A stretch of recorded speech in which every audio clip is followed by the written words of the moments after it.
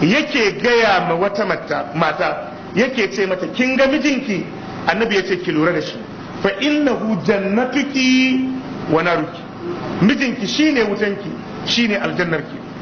Duk talaucin mijinki kai mijinki shine mijinki. Abinda aka karantar da ke na tausayawa, abinda aka karantar da ke na soyayya, abinda aka karantar da ke na samarwa mai gidanki natsuwa, duk talaucin mijinki, duk kashin mijinki, ke mijinki shine oganki, mijinki shine abin alfahari. Mijin wata bai fi mijinki ba. Ki yi alfahari da mijinki ko a gaban matar gwamna ne. Mijinki shine gwamnanki, mijinki shine sanatanki, mijinki shine sarkinki. Shi ma sarkin wataƙil lokacin da matarsa ta aure shi ba sarki bane ba, wataƙil shi ma gwamnan lokacin da matarsa ta aure shi ba gwamna bane ba, wataƙil shugaban ƙasan lokacin da matarsa ta aure shi ba shugaban ƙasa bane ba. Ke ma kuma Allah bai ce mijinki ba zai zama gwamna ba. Saboda haka mijinki ne, kar ki yadda a fiska ki ɗauki mijinki a matsayin makaskanci. Mijinki shine mijinki. Allah yake wa alfa ya sayyida ladal bab, mijinki shine sayyid naki, mijinki shine oganki. Allah ya allaka aljannarki da wutanki da mijinki. Duk yadda kike ma mijinki kallon bayi da shi, sai ya sa hannu ki shiga aljanna. Duk yadda kike ma mijinki ganin shi kashashe ne, ta hanyarsa shi kadai zaki iya samun rahamar Allah. Idan kika mutu ayyuma mar'atin matat wa zawjuha anha radin dakhalat aljanna, annabi yace duk matar da ta mutu lokacin da ta cika, annabi yace mijinta yana yarda da ita, yana gamshe da ita, annabi yace yar aljanna ce. Saboda haka mijinki ya zama shine abun alfaharinki, mijinki ya zama shine abun takamarki, mijinki ya zama shine abun isuwarki. Jama'a muna ji, kar ki yadda ki rena mijinki, kar kuma ki bar wata ta rena miki mijinki. Mijinki shine mijinki, mijin wata duk kuɗinsa kar ki ji ya fi miki mijinki. Mijinki shine alhajinki, mijinki shine alhajinki. Ki rike mijinki hannu bibbiyu za ki samu albarkar rayuwa, kuma Allah bai ce ba zai wadata ki da mai gidanki ba. Don Allah mata ku ji tsoron Allah, yadda muka karanta a cikin hadisai na manzon Allah sallallahu alaihi wasallam, yadda Allah ya nassanta a cikin alkur'ani, ku sutura ne zuwa ga mazajenku. Don Allah ki yi kokari ki zama sutura wa mijinki, ki yi kokari ki zama sutura wa mijinki. Yardan mijinki shine yardan Allah. Ta hanyar kyautata wa mijinki, ta wannan hanya za ki samu rahama a duniya da lahira. Abu na biyu, ki yi kokari ki rike wuta a wajen kwalliya da ado.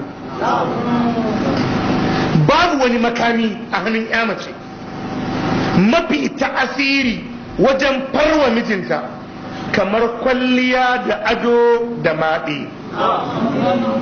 Babu wani makami da ya mace za ta yi amfani da shi wajen ta farwa ɗa namiji, ta yi nasara a kansa, ta yi nasara a wajen zamantakewa kamar kwalliya da ado. Shine at-tajammul wa tazayyun. At-tajammul shine maɗanta, rangwadinta da kuma kwalliyanta. Wannan ba ƙaramin sihiri bane na halacci da Allah ya ba wa ya mace. Duk matar da ta rike wannan a hannunta, to za ta yi ta'asiri a gidan mijinta. Karki yi wasa da maganan ado da maganan kwalliya. Makami ne da ya fi kowane makami tasiri akan ɗa namiji. Domin mace idan ta haɗu, annabi ya kira ta fitina. Ma taraktu ba'di fitnatan hiya adarru ala rijali minan nisa. Ki rike ado, ki rike kwalliya, ki rike gyara jikinki yadda ya kamata. Wannan makami ne da zai iya tabbatar da ke akan digadiganki a cikin gidan aurenki. Jama'a muna fahimta? Bara an yi ranar hakkin mata na duniya. yan kungiyan hakkin mata suka fito suna ta ya kamata malamai su fito su dinga wa'azi, ana tozarta mata, ana walakanta mata, ana ta dukan mata. Na ce ai duk matar da kaga an da ke ta jaka ce, ka je ko ƴar wace ce ko wace ce, idan kaga an da ke ta wallahi jaka ce. Mace idan ta haɗu wallahi ta fi karfin duka. Idan mace ta haɗu na rantse da Allah ta fi karfin duka. Duk matar da kaga ana dukanta wallahi kucaka ce, ko ba ku yadda ba? Mace idan ta haɗu ta kai mace wallahi ta wuce duka. Haka ne ko baka ba? Wallahi ta wuce duka. Ka tashi da safe daga bacci, ko ka dawo daga kasuwa, ko ka dawo daga ofis, ka zo ka same ta ta yi wankanta, ta samu mai kanshi ta shafa, ta samu wani riga yoro-yoro kana ganin sassan jikinta ta saka, ta shafa jambaki, ta shafa gazal ɗinta, ta ɗaura ɗan kwalinta, ta turo goshinta, kai ka isa ka dake ta? Za ta daku? Ba za ta daku ba? Za ta daku? Ai sai dai ta ce maka malam, bayan ka tafi ofis na zo ina dan shara sai na dan tura tibin nan ya fashe ban sani ba, kika ta ai tsatsayi ne. Idan mace ta haɗu ta tsaya ta rike matsayinta ta kyamace wallahi ta fi karfin a dake ta. Can an jima za ta dawo ta ce maka malam to maganar tibin nan kaji ta ake ko wannan ba ya wuce, ai tsantsayi ne ko a hannuna zai iya fashewa. Haka ne ko baka bane? Haka ne. Idan ka ga mace ta zama wani yalo ta zama wata kutaka to nan ne miji yake samu. Ka san mace idan ta zama kutaka ta zama watsatsiya to yadda ka san tsohuwar Vespa haka miji yake ne. Ka san duk cikin abin hawa Vespa ita ce kawai, duk wanda ka gan shi da Vespa ya yi gyaran Vespa, duk inda ta ɓaci abun zai kunce ta yi gyara. To idan mace ta wargaje mijinta sai mai da ta kamar Vespa, duk lokacin da ta kauce sai gyara. Haka ne, ka dinga lura, duk wanda ka gan shi da Vespa inda ta tsaya zai fara bubbude ta kawai.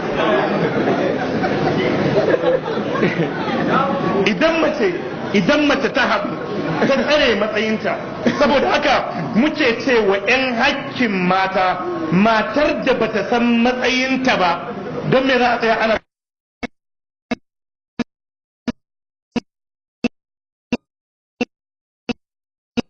ينشأ في الحلية وهو في الخصام غير مبين. mace kamalarta, cikanta, isuwanta yana haɗuwa ne da kwalliya da ado da maɗe da za ta yi a rayuwa. Idan ta tsare wannan matsayi amma mijinta ya shigo gida sai ya samu gashi ta zubar da nononta akan cikinta, na rantse da Allah akan kuɗin omo sai ya zagi ubanta. Haka ne ko baka ba? Haka ne. Mijinta ya zo yana ce mata ke mene a jikin zanin akan me kika zauna? To aikin tashi a aiki ke. Ko mijinta ya shigo ɗakin yana cewa me yake wari a ɗakin nan ne? Ta ce ni ma ban sani ba. To idan kanwar ka ce ku yi ban kwana da ita kawai. Ku yi ban kwana da ita. Yana daga cikin abin da yake taimakawa mata a wajen zamantakewan auratayya shine ki koyi kalamai masu kyau da za ki dinga aiwatar da su a wajen zamantakewan auratayya. Magana yana da ta'asiri a zuciyar namiji, tasiri mafi kololon daraja a wajen zamantakewan auratayya. Za ki iya sarrafa mijinki da kalmomi, za ki iya sarrafa mijinki da kalmomi. Nana Aisha idan ta kalli manzon Allah sallallahu alaihi wasallam yana shigowa sai